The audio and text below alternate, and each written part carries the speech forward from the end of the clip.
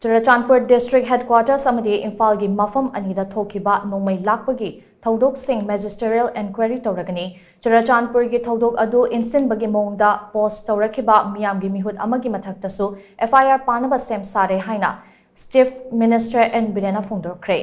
Manipur da hozik oirakli ba fiba masiga mari lenana ngasi Chief Minister ge Secretary ta pangthokhiba paugi mipam amada wafam ase phongdokladuna Chief Minister N Biren hai Masagi mathau masak khangdaba Manipur Police ke personal ama suspend tawkraba matungda Churachandpur District Headquarters ta oikhiba fibam adu akanba maongda condemn tawi. National flag chingthaduna khongoi nakhiba amasung DC ki office building mai thabagi thawong chathakhiba adu taraina lode. Aronba agenda ama leibagi maongda Churachandpur da thokhiba thoudok adugi marumda kari leibage haibadu khangdoknaba lengakna Magisterial Inquiry chathanabagi firep ase lobani. Amaromda haukiba numit kharani gi mamangda chingaral amasung pangaida leiba Manipur Police Training College tagi nongmei kap lakpagi thoudok adusu Magisterial Inquiry chatharagani. Chingaral gi thoudok aduga mari leinana IRB gi personal turret amade thabaktagi suspend tawba laikhrabani ITLF gumba ngaihak ki semba lup amana Churachandpur District ki SP amasung DC da pung kunmari gi matam thaduna mafam adudagi Chatkhiganaba Hairakliba ase taraina lode loinana district adugi SP chatkani haina social media da kihalakhiba myoi adugi mathakta FIR palagani Churachandpur gi thoudok adu thoktringai mangoinana meeyam gi luchingba amana social media gi platform amada ching amasung tam ani ase tokhai tabagi maongda meeyam bulana lamjingba yaba wafam khara post tawrakhi. Wafam sing aduna Churachandpur gi thoudok adu thokhanaba naha singda inshinba oina thokpadagi misi mina yawba thoudok ama oikhi adugumba meeyam gi luchingba amana daita leitaba wafam phongdokpagi damak state government ki maikadigi FIR ama file tonaba semsare haina Chief Minister N Biren na makhatana phongdokhe. DC office mai thaba adugumba Indian national flag ekoina thawaidagi hena luna tawjariba Indian national flag chingthaba aduga makhada khongna netnaba tawba suguma yamna nation bu insult tawba thawong singche koi taraina logde aduna hairiba mada thokkhiba thoudok tugi ekoi Magisterial Inquiry ma Churachandpur gi su aduga singaril gi amadi MPTC gi yauna tongan ba Magisterial Inquiry ani tawguni aduga madaida negligence from anybody or anyone adugi du torkana koi sabsaba ain gi action logani SP amada IPS officer amada sumna magi duty tawrubugi kunmari gi manungda phon thadokadabani DC su chatkadabani ka haina tawrai report am lawlessness be sarkarna kuina yenga leiba ngamoi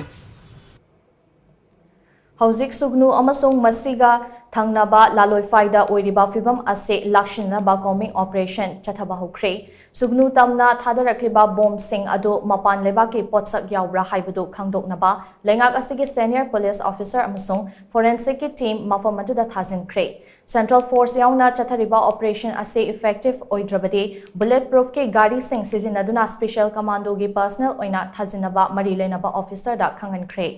State asigi mafam koding makta lebak asida chatnariba lo chap chana chatnahangani amaromda Central Paramilitary Force amasung miyoi kharana buffer zone haiba wahai ase sizinaba thengnari matang asida hainingbade Manipur government na state asida buffer zone thambagi wafam amata leite thamsu thamde adumakpu irang kanba mafam singdadi sensitive area amadi hotspot haina khaidoktuna ahenba security thazili Tongan ba lebak anigi marakta thamgadaba buffer zone ase Manipur da thambagi wafam amata leite hainasu Chief Minister na phongdokhe. Mahakna makata na hai hauzik thokliba irang asigi khudong chaba lauraga tongan ba loop kaya ama leptana thorakle. Hairiba loop sing asena meeyam da mipai thabai ba pibagi thawong ase makata na tawbigano. Maru oina cell khaiba development project paikhatpada share pigadabani haiba gari munba amadi yum da changna mipai thabai ba yaba thawong sing chathariba ase tawdabana phagani lamdam ase kange haiduna chongthoraklaga karigidamak aikhoi masal onshin nagadawribano